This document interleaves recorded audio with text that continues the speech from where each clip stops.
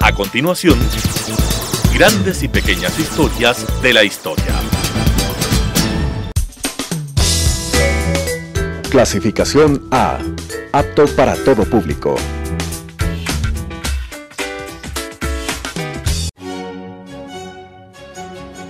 La historia está hecha de lo que unos quisieran olvidar y lo que otros no pueden olvidar. Es tarea del historiador averiguar el porqué de lo uno y de lo otro. Carlos Freile la asume en Telesucesos. Con ustedes, grandes y pequeñas historias de la historia. ¿Cómo están, estimados amigos de TV Sucesos y Radio Sucesos? Les saluda Carlos Freile. En este su programa, Grandes y Pequeñas Historias de la Historia. Vamos a continuar hoy día con el tema de las elecciones y vamos ya llegando al final. No una visión histórica de cómo se han dado las elecciones, quién ganó, quién perdió, etcétera, sino de cómo se han organizado las elecciones a lo largo de los siglos. Si es que tenemos tiempo hacia el final, vamos a conversar también sobre algunas reflexiones que se han hecho acerca justamente de las elecciones, la democracia, etcétera. Nos habíamos quedado hablando de las elecciones en nuestro país hacia el final del que hemos llamado nosotros tradicionalmente periodo garciano, que yo prefiero llamar el periodo, si ustedes quieren, conservador, el periodo del concordato del Estado con la Iglesia. Desde esa época aproximadamente en adelante hay ciertos aspectos que no cambian. Por ejemplo, ¿quiénes son los que organizan las elecciones? Son las autoridades municipales. Perdón. Los municipios, bajo la supervisión de los gobernadores, son los que tienen a su cargo esto de las elecciones. En primer lugar, se encargan de las inscripciones previas.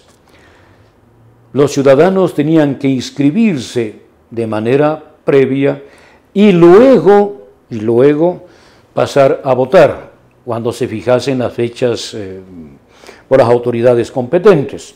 De tal manera que había dos pasos: primero inscribirse y segundo ir a votar. Para las inscripciones se solía dedicar un mes y para las votaciones 2 días. Ambos asuntos en relación con la movilización, las comunicaciones, etc.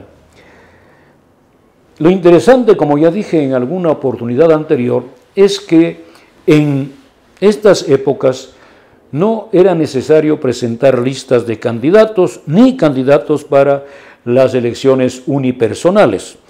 Todas las personas podían votar por quien ellas quisieran y eso sí es exacto, reuniesen los requisitos para el cargo al que aspiraban.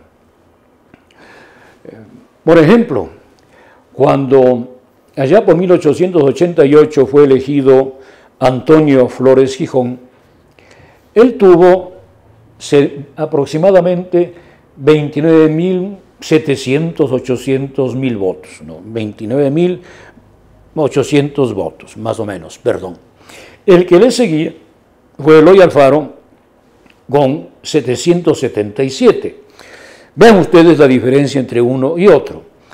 Luego también hubo otros candidatos, si no recuerdo mal, don Pedro Lizar Saburo, conservador, que tenía alrededor de 66 votos. Francisco Javier Salazar, unos 7 votos. Camilo Ponce, unos 4 votos. Y luego unos 60 personajes más con un voto cada uno, porque no era necesario tener, como digo, inscripción previa. Esto no cambia como organización.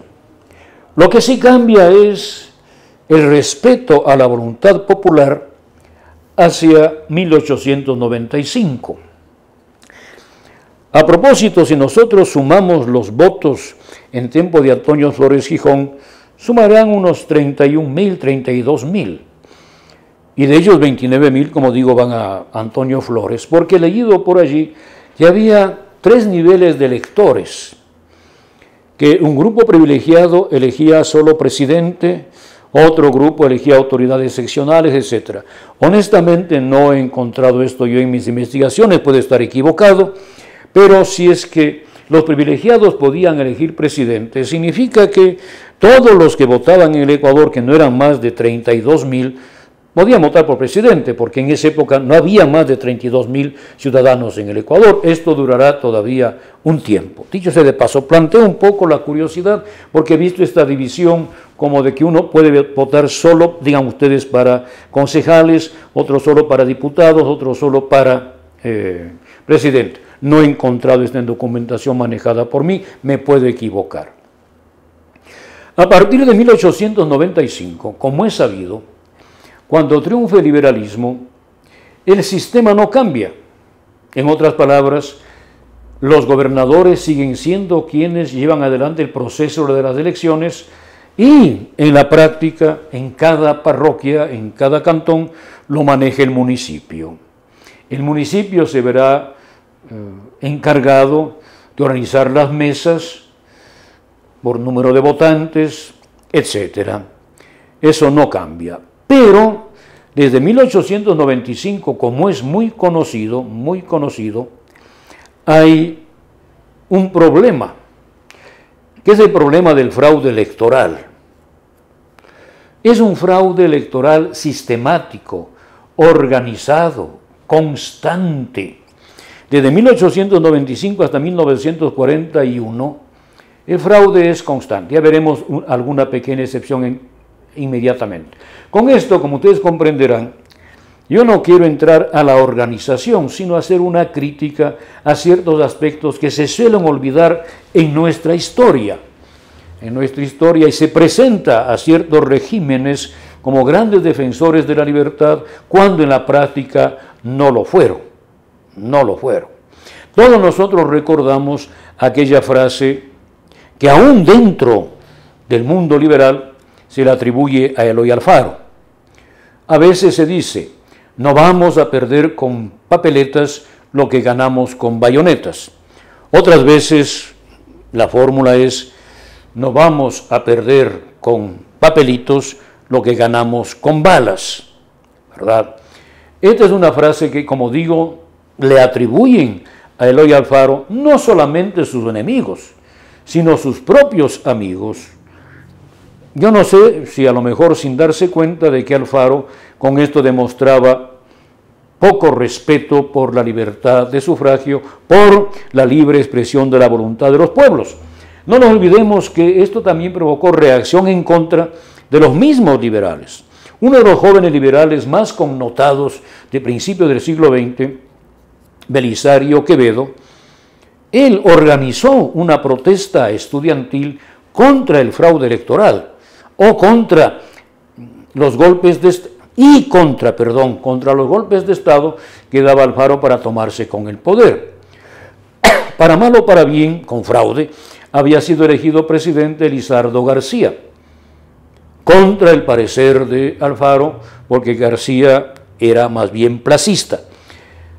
Frente a esta violación del derecho, porque Alfaro, después de un golpe de Estado, un golpe militar dado en Riobamba por el general Manuel María Terán, el conocido llamado golpe de los aguinaldos, en Riobamba, siendo gobernador de Chimborazo por parte de Lizardo García, don Carlos Larrea Donoso, se organiza una revuelta justo cuando sonaban la música por la fiesta de los aguinaldos. Bueno, en todo caso, Belisario Quevedo organiza una marcha estudiantil en contra de esta situación, en la calle García Moreno, cerca del Palacio de Gobierno, porque ahí quedaba la universidad. Y todos nosotros sabemos que esa marcha fue lamentablemente reprimida con balas, con fuegos. Un oficial extranjero, de los muchos que había en el Ecuador en esa época, disparó contra los manifestantes estudiantiles y hubo por lo menos 7 muertos. Después también se dio el caso de que querían ocultar el hecho, robándose los muertos, impidiendo la sepultura pública, etc.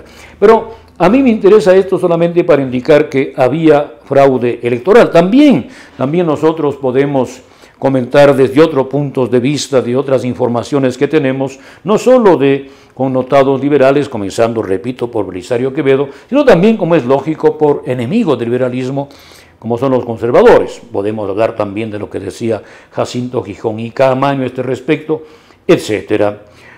Vamos llegando ya al final de la primera parte de este programa, y voy a dejar para la segunda parte de este programa algunas anécdotas sobre esto del fraude electoral para pasar después inmediatamente ya a las otras etapas que van viniendo en esta historia de las elecciones. Grandes y pequeñas historias de la historia.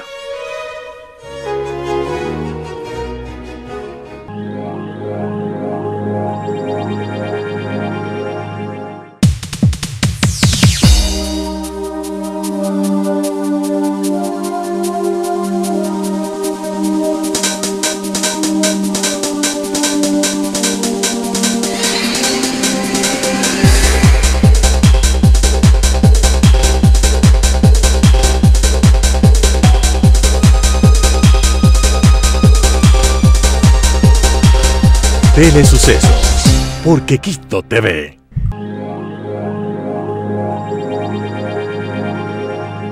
Grandes y pequeñas historias de la historia.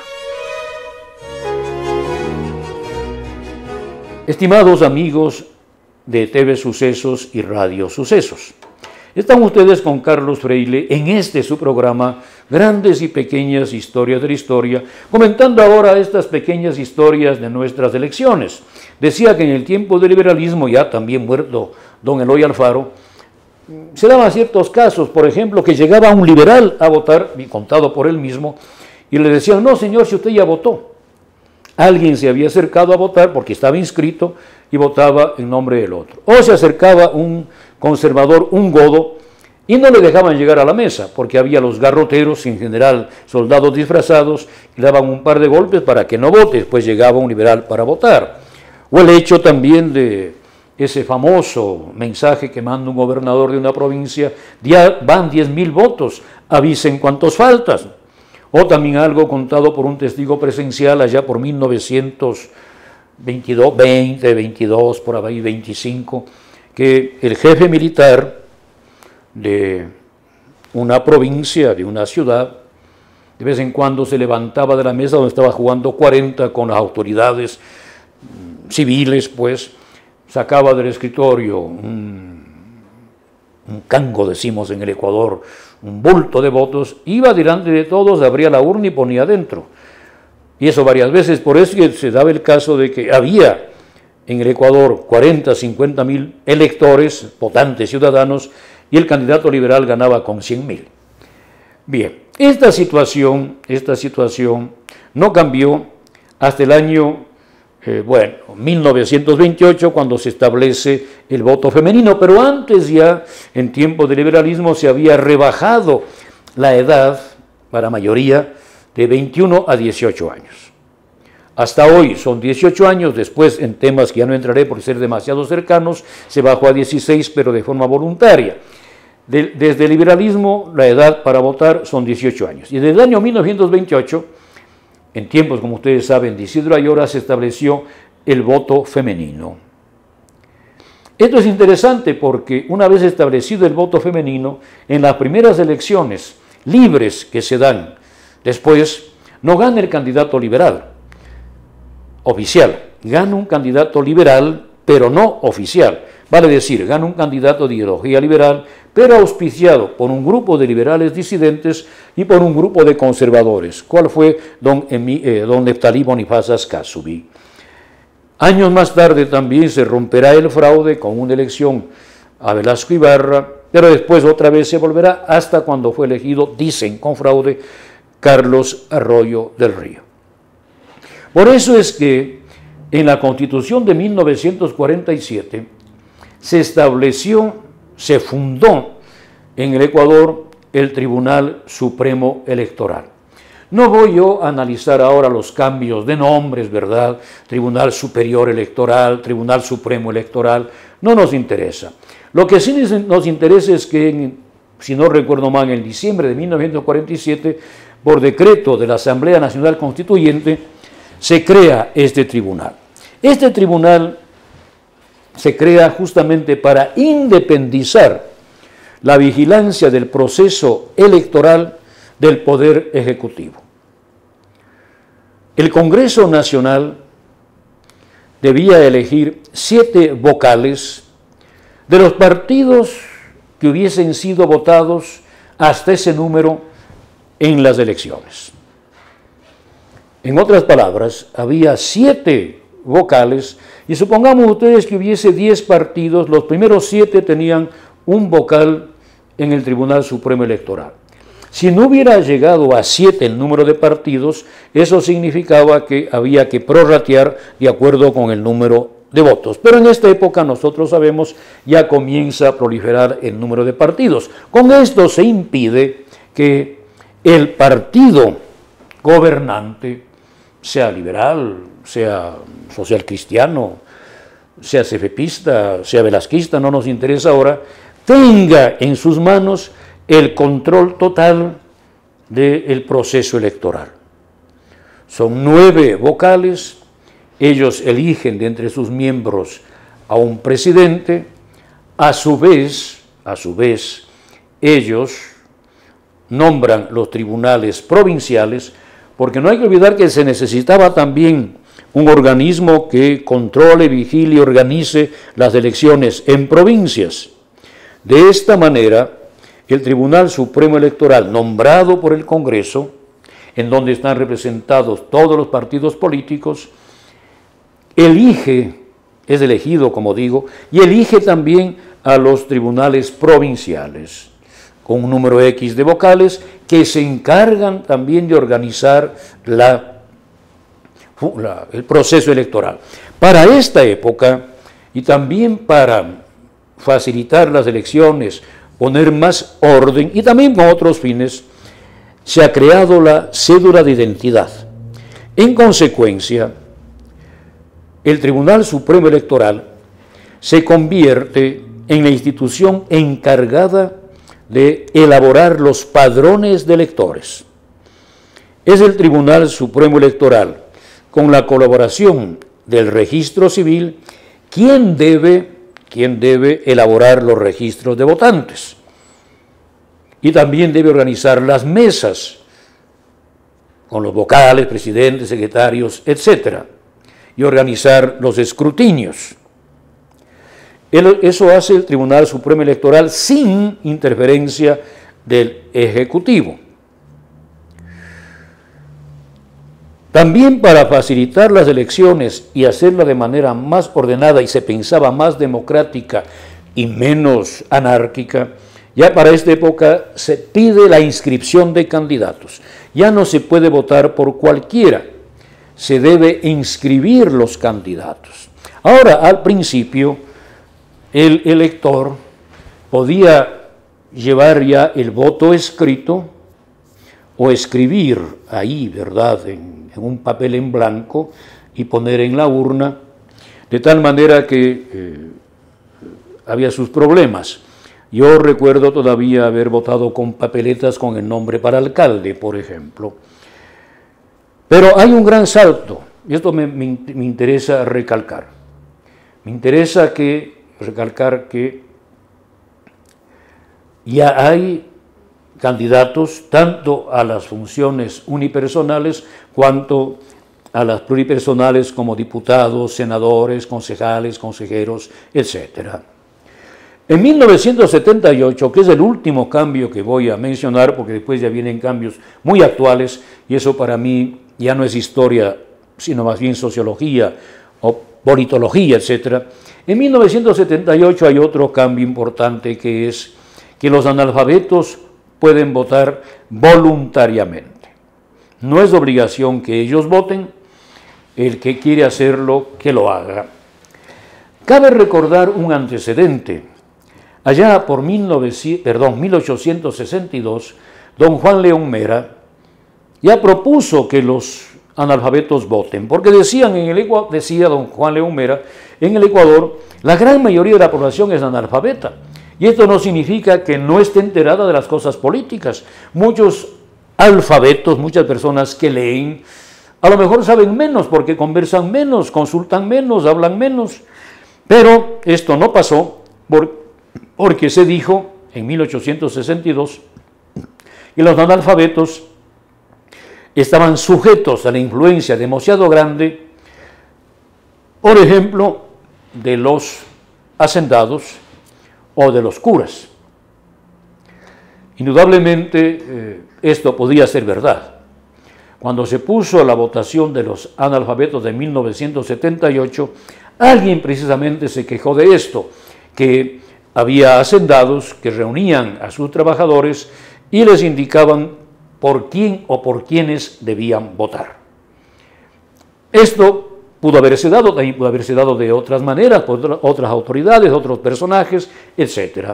Pero esto fue un adelanto, me parece a mí, en la democracia, en la representatividad en nuestras elecciones. Con esto finalizo esta visión histórica de las elecciones en nuestro país. Como digo, no me gusta tocar temas muy cercanos a nosotros, nos falta la perspectiva, nos falta la lejanía, de tal manera que los siguientes dos fragmentos que todavía nos queda de este programa los voy a dedicar a unas ciertas reflexiones teóricas generales sobre las elecciones. Estamos entonces, queridos amigos, con Carlos Freile en su programa Grandes y Pequeñas Historias de la Historia. La historia está hecha de lo que unos quisieran olvidar y lo que otros no pueden olvidar. Es tarea del historiador averiguar el porqué de lo uno y de lo otro. Carlos Freile la asume en Telesucesos, Grandes y Pequeñas Historias de la Historia.